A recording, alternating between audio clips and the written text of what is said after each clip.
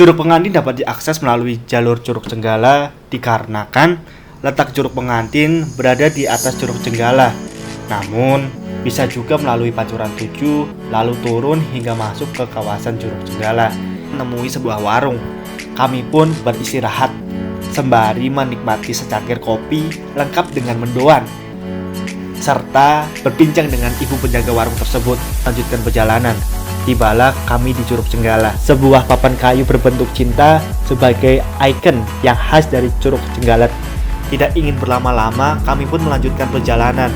Suara dari para wisatawan di Curug Cenggala yang tadi cukup ramai, semakin masuk ke dalam hutan, suara mereka pun kini sudah tidak terdengar lagi. Kami pun berjalan, hingga di perjalanan kami melihat sebuah bangunan.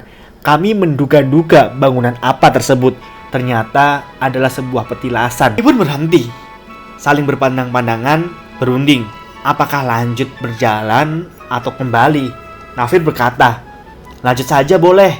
Aku pun memantapkan diri. Namun Nafi menginstruksikan untuk tidak melewati jalur di antara dua buah pohon, namun melipir sedikit. Aku pun mengucap salam dan permisi. Bagaimanapun kami adalah pendatang, perlu memperhatikan sopan santun. Saya memang tidak mengambil gambar di kawasan petilasan tersebut. Tujuannya adalah untuk menghormati. Tidak ada orang sama sekali kecuali kami berdua. Kami terus berjalan di dalam rimba. Kami memilih harapan. Curug itu terlihat. Namun ternyata itu bukan Curug Pengantin, namun curug... saya lupa namanya. Padahal sudah saya tanyakan ke salah satu pedagang di kawasan Curug Cenggala. Untuk menempuh ke Curug Pengantin, kita akan melewati 3 sungai kecil, lalu 1 sungai besar. Itu jika tidak salah. Ketika tiba di sungai besar, kami perlu mencari jalan untuk melewati aliran sungai yang cukup deras. Kami melihat sebuah jalur yang ternyata bukan jalurnya. Kami pun perlu tenaga yang lebih untuk menanjak ke bagian atas. Ketika sudah tiba di atas, lalu mencari jalur, kami melihat jalur yang mestinya kami lewati. Lewat sini. Ya sudah, Itu bisa. kami pun melanjutkan perjalanan. Jalur dipenuhi oleh air, hingga suara air terjun terdengar. Gimana perasaannya? Curug Pengantin.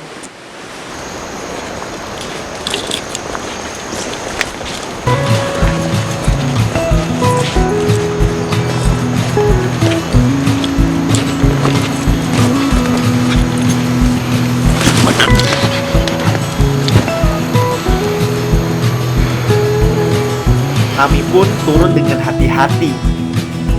Kami memang memutuskan untuk tidak berlama-lama di area Curug Pengantin dan tidak ingin mengambil resiko jika hujan datang yang akan menyebabkan banjir baik di sungai Curug Pengantin maupun sungai-sungai yang kami lewati tadi.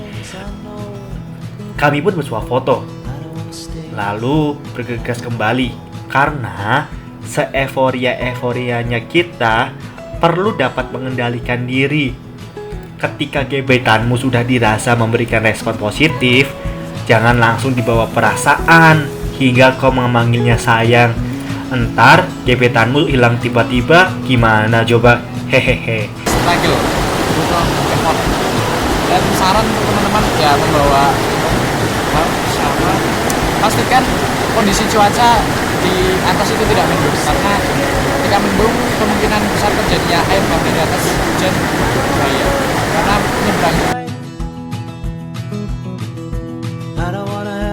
Sekian, inilah sebuah langkah dari